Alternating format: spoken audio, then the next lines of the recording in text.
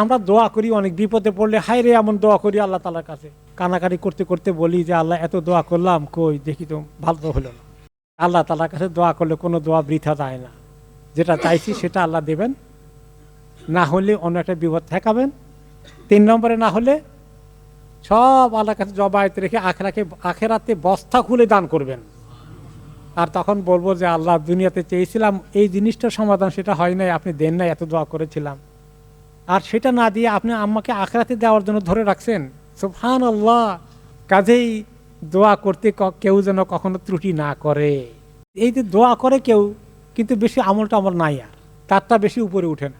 যে ব্যক্তি আমলগুলো করে এবং দোয়া করে তারটা উঠে বেশি। সেই জন্য আল্লাহ তাআলা বলছেন এখানে, ইলাইহি ইয়াসআদুল কালিমুত তাইয়্যিব, আল্লাহর কাছে দোয়া করাগুলো, আজকারগুলো সুন্দর করে উঠে, ওয়াল আমালুস সালিহু ইয়ারফাহু, আর যত আমলে সালেহ বেশি থাকে এগুলো আরো বেশি উঠাই দেয় এগুলোকে।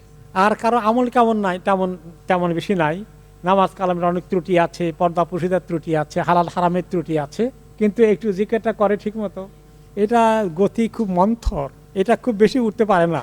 আর আমল থাকলে সো করে উঠে যায়, আল্লাহর কাছে পৌঁছে যায়, তাড়াতাড়ি কবুল হয়ে যায়। দোয়া কবুল হওয়ার জন্যে যেটা আমল সালেহ দরকার, হারাম থেকে দূরে থাকা, নেক আমলে অগ্রসর হওয়া, এই যাদের জীবনের অংশ আছে তাদের দোয়া আল্লাহর কাছে বেশি কবুল হয়।